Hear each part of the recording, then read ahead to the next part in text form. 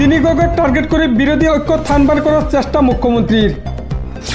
2026 ৰণাঙ্গনত এইবাৰ নতুন ৰূপত মেয়ৰ ব্ৰেণ্ড এম্বাছাডৰ হ'ব তিনি গগৈ সবিস্তাৰে চাওক বিৰোধী ঐক্য গঠনৰ পিছতে অধিক আক্ৰমণাত্মক হৈছে মুখ্যমন্ত্ৰী হিমন্ত বিশ্ব শৰ্মা কংগ্ৰেছ আহিলে ৰাজ্যত বাঢ়িব মেয়ৰ সন্ত্ৰাস এই মন্তব্য মুখ্যমন্ত্ৰীৰ আজমলৰ স্থানত মেয়ৰ ব্ৰেণ্ড এম্বাছাডৰ হৈছে তিনি গগৈ টাৰ্গেট কৰে বিৰোধী ঐক্য থানবান কৰাৰ চেষ্টা মুখ্যমন্ত্ৰী হিমন্ত বিশ্ব শৰ্মাৰ 2026 ৰণাঙ্গনত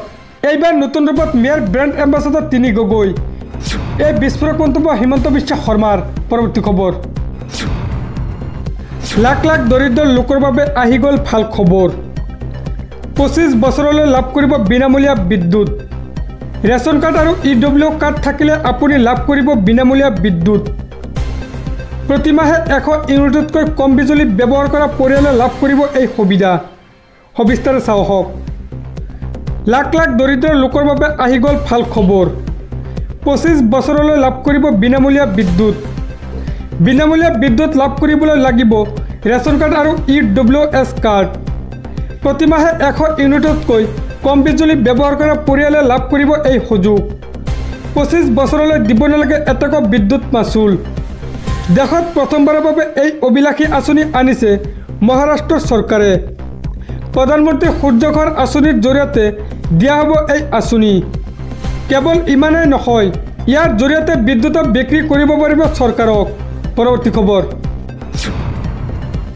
এই মুহূৰ্তত ৰাজনৈতিক ডাঙৰ খবৰ ঐক্যবদ্ধ বিৰোধী গঠনৰ প্ৰথম প্ৰচেষ্টাতে সফল হৈছে গৌৰৱ গগৈ একত্ৰ বিৰোধী মঞ্চ গঠনৰ পিছতে চৰ্চিত আন এক বৃহৎ প্ৰসংগ প্ৰথমটো প্ৰচেষ্টাত ৰাজনৈতিক বিচক্ষণতা দেখুৱালে গৌৰৱ গগৈ সবিস্তাৰে চাওক একত্ৰ বিৰোধী মঞ্চ গঠনৰ পিছতে চৰ্চিত আন এক বৃহৎ প্ৰসংগ গৌৰৱ গগৈৰ প্ৰথমটো প্ৰচেষ্টাতে সফলতা অৰ্জন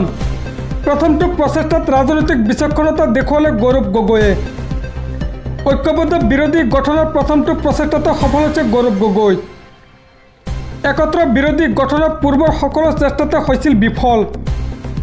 ডক্টৰ হীৰেণ গোহাঁয়ে উদ্যোগ লৈ বিফল হৈছিল একত্ৰীকৰণত সভাপতিৰ দায়িত্ব লৈ প্ৰথম সভাতে বিৰোধীক এক কৰাত সফল হৈছে গৌৰৱ গগৈয়ে পূৰ্বে একত্ৰীকৰণৰ বৈঠকৰ পৰা খং কৰি ওলাই আহিছিল সাংসদ প্ৰদ্যুৎ বৰদলৈ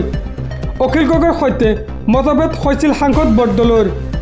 গৌৰৱ গগৈয়ে পতা সভাত একেলগে ওচৰা ওচৰিকৈ বহিল অখিল গগৈ আৰু প্ৰদ্যুৎ বৰদলৈ পৰৱৰ্তী খবৰ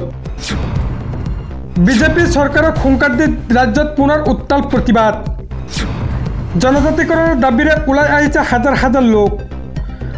2026 নিৰ্বাচনৰ পূৰ্বে কোচ ৰাজবংশীসকলৰ দাবী পূৰণ কৰিবলৈ হুংকাৰ সবিস্তাৰে চাওক বিজেপি চৰকাৰক হুংকাৰ দি ৰাজ্যত পুনৰ তীব্ৰ প্ৰতিবাদ জনজাতিকৰণৰ দাবীৰে ওলাই আহিছে হাজাৰ হাজাৰ লোক আক্ৰাছৰ প্ৰতিবাদত উত্তাল ধুবুৰী জিলা আগমনী জনজাতিকৰণৰ পৃথক কমতাপুৰ ৰাজ্য পুনৰ গঠনৰ দাবী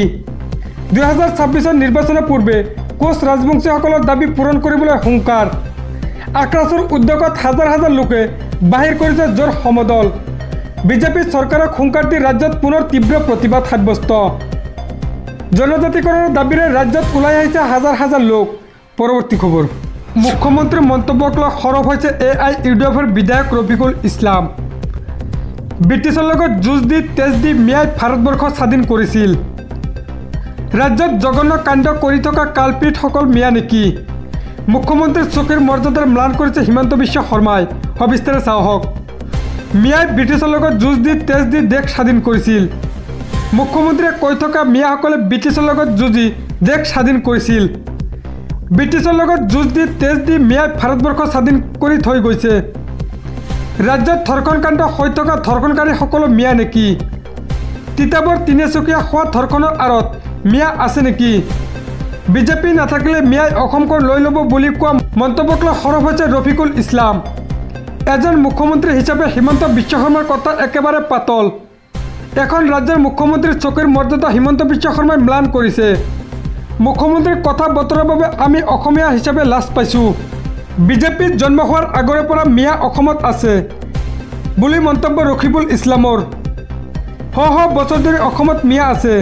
মুখ্যমন্ত্ৰীয়ে যি টি কথা কৈ থাকে বিজেপি অসমলৈ অহা কেইবছৰ হৈছে, বিজেপিৰ জন্ম হোৱা কেইবছৰ হৈছে। মুখ্যমন্ত্ৰীয়ে ফ'ল' কৰা RSS ব্ৰিটিছৰ লগত পলাই ফুৰিছিল। RSSে ব্ৰিটিছৰ বিৰুদ্ধে যুদ্ধক্ষেত্ৰত যাবলৈ ভয় কৰিছিল।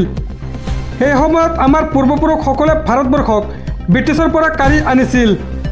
মুখ্যমন্ত্ৰীয়ে ভুল বাৰ্তা দি অসমৰ পৰিৱেশ বিনষ্ট কৰিব নালাগে।